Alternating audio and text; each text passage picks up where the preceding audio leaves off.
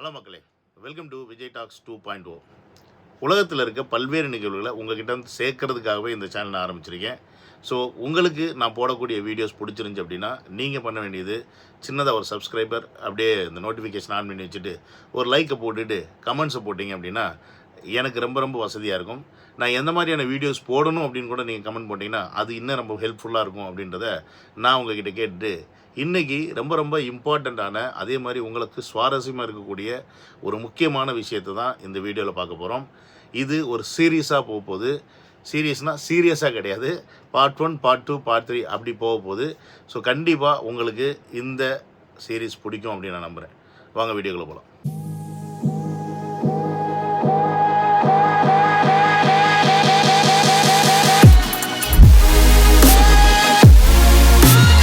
ரெண்டு நாடுகள் சண்டை போட்டுச்சுன்னா ஒரு நாள் அதை பற்றி பார்ப்போம், 2 நாள் அதை பற்றி கேள்விப்படுவோம், அதுக்கப்புறம் நம்ம வேலையை பார்த்துட்டு போயிடுவோம்.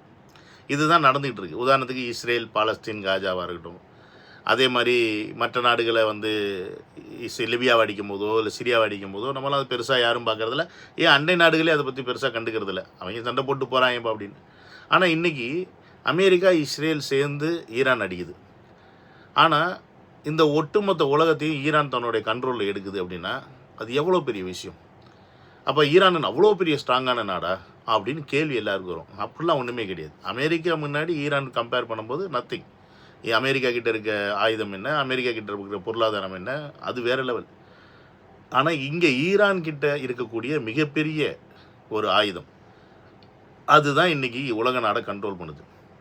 அந்த ஆயுதம் என்னன்னு பார்த்தீங்கன்னா அவங்க செஞ்ச ஆயுதம்லாம் கிடையாது. இயற்கையாகவே அவங்களுக்கு அமைஞ்சு இயற்கையாகவே கொடுத்த ஒரு வரம் தான் இந்த ஸ்ட்ரைட் ஆஃப் ஹார்மஸ் அப்படின்னு சொல்லக்கூடிய இந்த கடல் வழித்தடம். இந்த ஸ்ட்ரைட் ஆஃப் ஹார்மஸ் அப்படின்னா இது எங்கே இருக்குது அப்படின்றது நமக்கு முதல்ல தெரியணும். ஜலசந்தின்னு சொல்கிறாங்க, புரியுதுங்களா? இது ஒரு சந்திப்பு மாதிரி தான். ஏன்னா இந்த பக்கம் பார்த்தீங்கன்னா வடக்கு ஈரானோட, அதாவது ஈரானுடைய நார்த் சைடில் இது வருது. ஒமானுடைய சவுத் சைடில் இந்த கடற்பரப்பு வருது. யுனைடெட் அரபு எமிரேட்ஸுடைய எண்டில் இந்த கடற்பரப்பு வருது. ஸோ இப்போ இந்த 3 நாடுகளுடைய எண்டில் தான் இந்த கடற்பரப்பு இப்படியே ட்ராவல் ஆகி வருது. இந்த ஸ்ட்ரைட் ஆஃப் ஹார்மஸ் வந்து நீட்டாக இருக்கா அப்படின்னு கேட்டிங்கன்னா அப்படிலாம் கிடையாது. இது ஒரு கூம்பான ஒரு வாகை. இப்படி போய் தான் இப்படி வர முடியும். வெறும் 33 கிலோமீட்டர் தாங்க. ஒரு 33 கிலோமீட்டர் இன்றைக்கி ஒட்டுமொத்த உலகத்தையும் அமெரிக்காவையும் கண்ட்ரோல் பண்ணி வச்சுருக்கு அப்படின்னா ஆச்சரியப்பட வேண்டிய விஷயந்தான். ஏன்னு கேட்டிங்கன்னா நம்ம உலகத்தில் நம்ம மக்கள் யூஸ் பண்ணக்கூடிய இந்த ஆயில் இருக்குது பார்த்தீங்களா?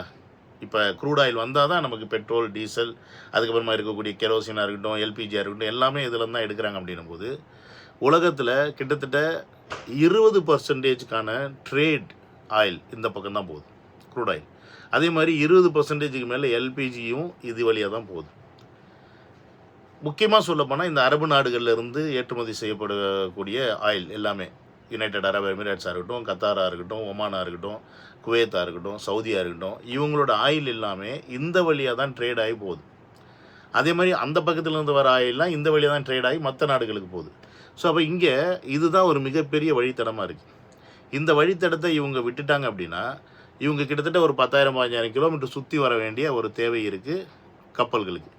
அப்போ அது வந்து மிகப்பெரிய ஒரு பொருளாதார இழப்பு, டைம் கன்சூமிங். அதெல்லாம் வந்து யோசித்து பார்த்து தான் இந்த ஜலசந்தியை இப்போ எல்லோரும் வந்து யூஸ் பண்ணிகிட்டு இருக்காங்க.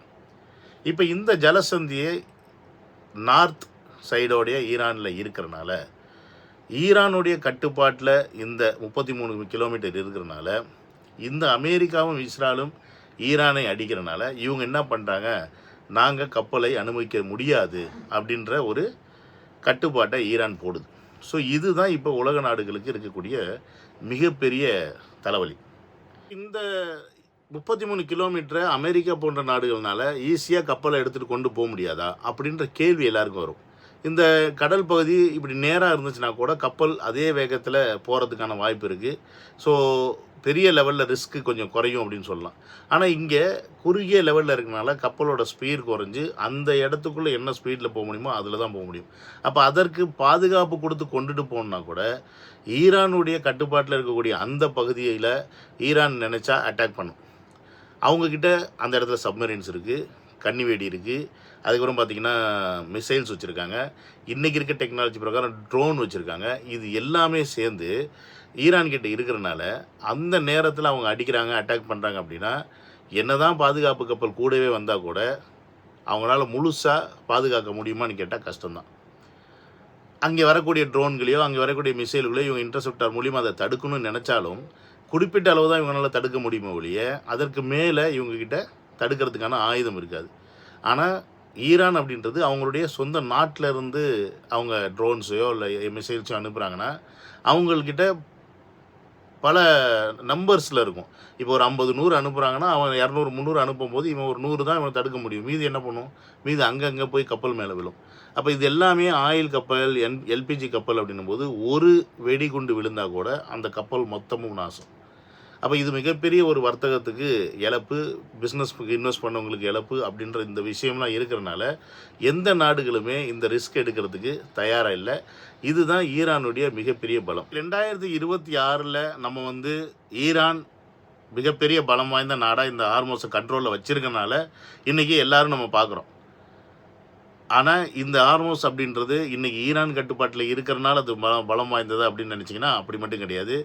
இந்த ஹார்மோஸ், ஸ்ட்ரைட் ஆஃப் ஹார்மோஸ் யாரெல்லாம் இதை கண்ட்ரோலில் எடுத்தாங்களோ, which means strait of Hormuz யாரெல்லாம் அவங்க கண்ட்ரோலில் வச்சுக்குதோ அவங்க தான் இந்த உலகத்திலே மிக பலம் வாய்ந்த நாடாகவும் எப்படி சொல்கிறது அந்த நாட்டு ராஜாவும் இருந்திருக்காங்க அப்படின்றதுக்கு பல்வேறு வரலாறு இருக்குது. ஸோ அதை தான் நம்ம அடுத்தடுத்து பார்க்க போகிறோம். இது ஒரு 3000 வருஷத்துக்கு முன்னாடி போர்ச்சுகீஸ் காலம் தெரியுமா? அந்த காலத்திலிருந்தே இப்போ வரைக்குமே இந்த ஸ்ட்ரைட் ஆஃப் ஹார்மோஸ் அப்படின்ற இந்த வடக்கு ஈரானை யாரெல்லாம் ஆள்றாங்களோ அவங்க தான் ராஜாவாக இருந்திருக்கிறாங்க. அப்போ அப்பேற்பட்ட ஒரு சக்தி வாய்ந்த பகுதியாக இது இருந்திருக்கு. ஹார்மோஸ் பகுதி இப்போ இந்த காலகட்டத்தில் தான் வர்த்தகத்துக்கு பயன்படுது அப்படின்னு நம்ம நினச்சோம் அப்படின்னா அது தவறு. நான் சொன்ன மாதிரி இது போர்ச்சுகீஸ் காலத்திலேருந்தே கிரேக்கர்களாக இருக்கட்டும், அதுக்கப்புறமா அரேபியர்களாக இருக்கட்டும், இந்த மாதிரி எல்லா காலகட்டத்திலுமே இந்த ஹார்மஸ் அப்படின்றது மிகப்பெரிய ஒரு வர்த்தக மையமாக இருந்திருக்கு. அந்த காலகட்டத்தில் மிகப்பெரிய போர்ட்ஸ்லாம் இங்கே இருந்திருக்கு. இது வழியாக தான் பார்த்திங்கன்னா நிறைய விலை உயர்ந்த பொருட்களை அந்த காலகட்டத்தில் வர்த்தகம் பண்ணியிருக்காங்க. இந்த ஸ்ட்ரைட் ஆஃப் ஹார்மஸை இப்போ ஈரான் வச்சிருக்கனால ஈரானை அமெரிக்கானால் ஈஸியாக அடிக்க முடியல. ஏன்னா அவங்கக்கிட்ட ஒரு துருப்பு சீட்டாக இந்த ஸ்ட்ரைட் ஆஃப் ஹார்மஸ் இருக்குது. ஸோ ஒரு நாடு தன்னுடைய வளத்தை தன்னுடைய கண்ட்ரோலில் வச்சுக்கிறது எவ்வளோ பெரிய சக்தி அப்படின்றது இப்போ ஈரான் உலக நாடுகளுக்கு காமிச்சிருக்கு. ஆனால் நம்ம ஒரு தப்பு பண்ணியிருக்கோம்.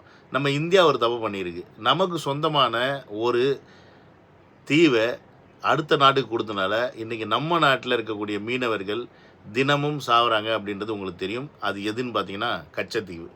இந்த ஸ்ட்ரைட் ஆஃப் ஹார்மஸ் சீரீஸ் முடிஞ்சதுக்கப்புறமா கச்சத்தீவின் வரலாறை நான் பேசலான் இருக்கேன். ஸோ நீங்கள் இதுக்கு கொடுக்கக்கூடிய ஆதரவு வச்சு தான் நான் அடுத்து கச்சத்தீவு போன்ற சீரீஸ்லாம் பண்ணணும். ஏன்னா இதற்கு எனக்கு நிறைய ரிசர்ச் பண்ணணும், நிறைய டைம் ஆகும். ஸோ உங்களுடைய இன்ட்ரெஸ்ட்டும் உங்களுடைய ஆர்வமும் தான் என்னை அடுத்தடுத்து இந்த மாதிரி விஷயங்களை நோக்கி போக வைக்கும் அப்படின்றத நீங்கள் புரிஞ்சுக்கணும். ஸோ உங்களுடைய சப்போர்ட் எனக்கு எப்பயுமே மோட்டிவேட் ஆகும் அப்படின்றத நீங்கள் புரிஞ்சுக்கிட்டு இந்த சப்போர்ட்டை எப்பயும் கொடுக்குற மாதிரி கேட்டுக்கிட்டு நாளைக்கு பார்ட் 2ல் ஸ்ட்ரைட் ஆஃப் ஹார்மஸோட வரலாறுலேருந்து நம்ம ஆரம்பிப்போம். So see you in another video. Now I'm signing off. Take care. Bye bye. Love you all.